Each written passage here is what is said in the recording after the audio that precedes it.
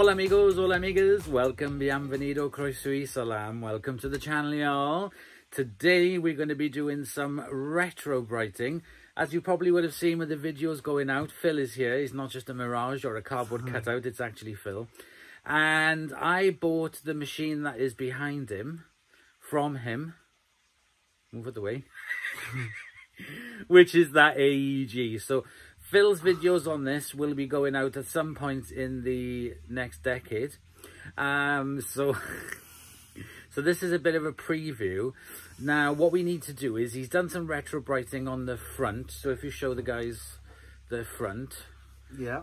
There we go. So he's been working on that and he's done retro brighting and it's done really well. He used the cream peroxide and the cling film method. What I'll also do before you... Yeah. When you come to edit this, I'll send you over the photo I've got of this, the before and after. All right, yeah, okay, so there we go. I'll flash up the photo now. And as you can see, that has really made a huge difference. But there's still some discoloration on it. You'll see in a minute when I get you up on the bench. You may not be able to see, but there is, it's the fascia mostly to the draw whiter than the fascia. Yeah. But I'll get you up on the bench and we'll have a closer look when we get it off. So that's what we need to do. We need to get the fascia off, which means obviously taking the lid off and taking the buttons off and da-da-da-da-da. So that's what we need to do next. So we're going to take this apart. I'll do it in time lapse and I will see you guys on the bench in a few minutes.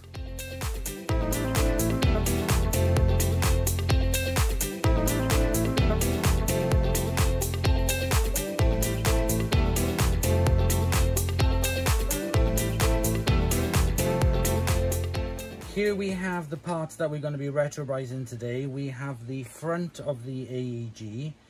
We have the knobs of the AEG and the buttons of the AEG. And then we also have this, which is the front of a Bosch XL. And as you can see, that is very yellowed. So you can see what the inside, even the part of the inside is yellowed as well.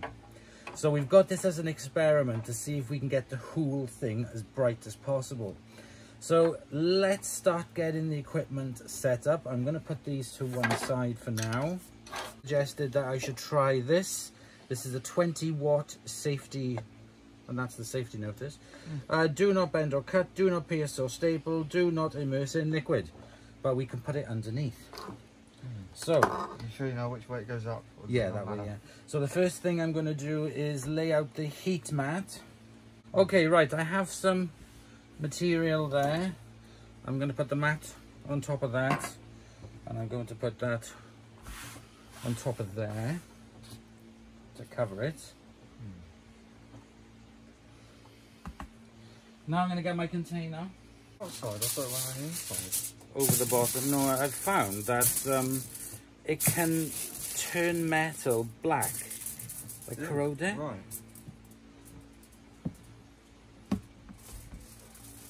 Okay, so we've got some foil there on the bottom. I am now going to put foil, shiny side, around the outside. If you can just hold that there. Okay, so in the container we have there. Now I'm going to put the weighted lid on. And I'm going to let these float around in there. And they'll be alright. Right, okay, now we need to add the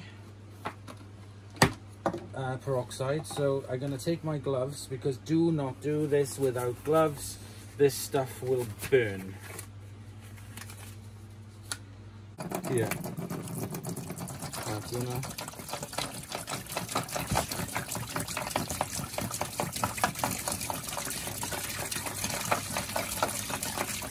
Okay, so we can't get the entire fascia in, so I'm going to try something else. So the other bits, I'm going to just make sure that they try and get to the bottom as much as they can. Take all the air out of that. So that's down flat. Okay, and all the other bits are just hanging around. I'm going to wipe this off. What about that one over there? They're going to get covered in air bubbles and float anyway, sure. But right, so we've got that in. I'm hoping that the air and the vapors and the UV light might help, sort of like help it a bit. I don't know, we'll have to find out. I need more of these kinds of boxes, bigger and shallower. So I'm going to put the Perspex lid on. I'm going to put some foil over because we need to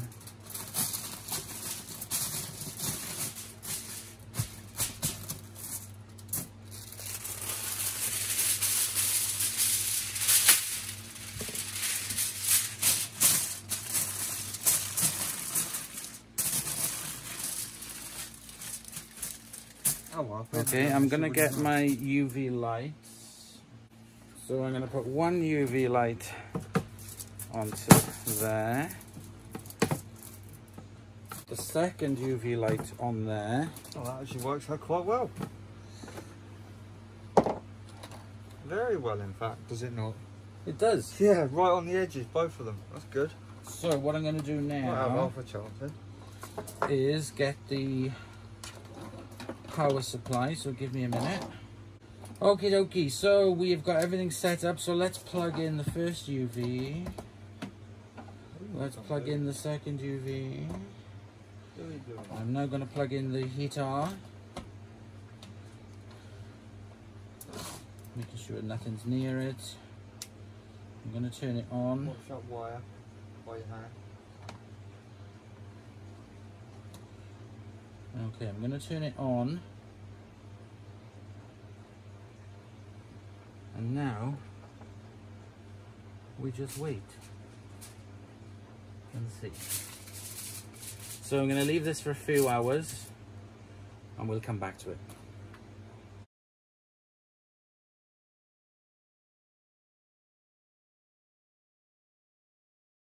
Okay guys, it is now the next morning. Phil has not seen inside the box, I have. So let's remove the lights. Bundle up this because it may have condensation on it. I'm just going to get a cloth and wipe the condensation off this. Now the first thing I'm going to fish in for is the it is white. Bosch XL. Now that's ground in dirt, that's not discoloration, that's dirt. I might be able to magic eraser that away. Look at that. That is impressive. That's back to white now. Pretty much, yeah. Okay, I'm going to pop this in the bucket of water. Next, I'm going to fish out the lava mat front. Again, that is completely white. Fish out the knobs. Oh, they do look better actually, yeah. I'll put them up there. There's one there, yeah. So there we go, there's the three knobs. That looks good.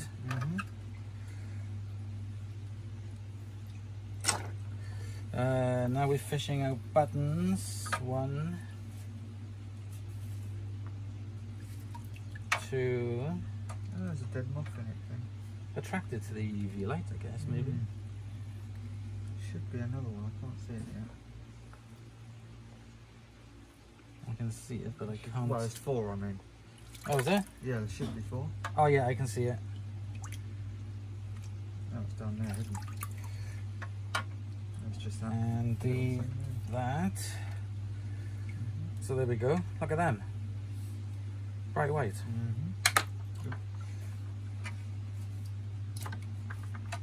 And well, we don't know what's going to happen, so let's take a look. Yeah. I mean, it's white, so it must have done something. Yep. So if you take, let me just grab one of the knobs. Yeah. It's white. It's completely white. That's pretty good going. So even though it wasn't submerged in there, having it just coated, and then sort of like the fumes that come off when you do the retrobrighting, I didn't think it was going to do much, but it has. It really has done that. And it wasn't even facing up. No, exactly. But that is as white as new now. Right, so what I'm going to do, I'm going to empty the container. I'm going to fish out the dead things in there because there's a couple of insects because it wasn't sealed. Basically get all this cleaned up and then we'll come back to you.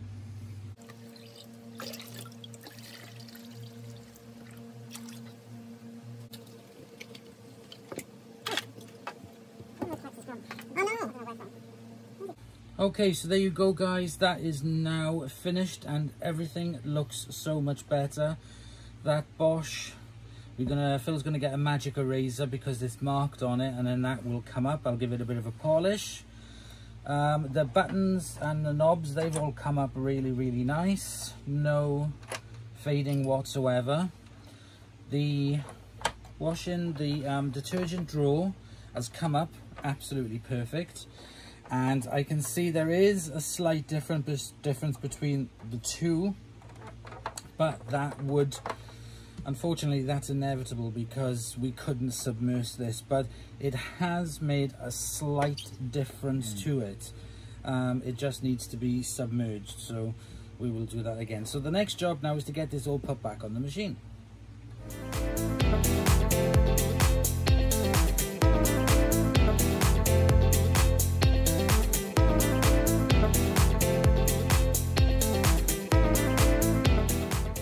Okay guys, there we go, that is it. As you can see, the front of the detergent drawer is bright white. All the buttons are bright white as well.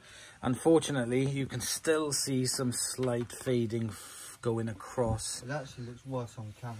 Yeah, it does look worse on camera, but what we'll do is when I need to get some more plastic containers, some more shallow but wider ones. And when I do that, and the next time Phil comes up, we will put that back in, and yeah, we'll do the door as well. We'll retrobrite the entire door, and I will machine polish the front to see if we can get rid of any other discoloration off that. Okay. But there we go. Quite a long process using the ultraviolet lights, but I mean, typical today it is absolutely glorious and sunny. But I mean, I could have put the container out in the sun and not used the UV lights, but it's just continuous UV, so there we go, that's fine. So thank you very much for watching. I hope you have enjoyed. Thank you very much for Phil as well for assisting. Links to Phil's channel are in the video description below, so go and check it out and subscribe and support him. Don't worry about hitting the bell notification, but just subscribe. I'm sorry, I'm just being cheeky. Anyway, I am signing off now. Thanks very much. Bye, y'all.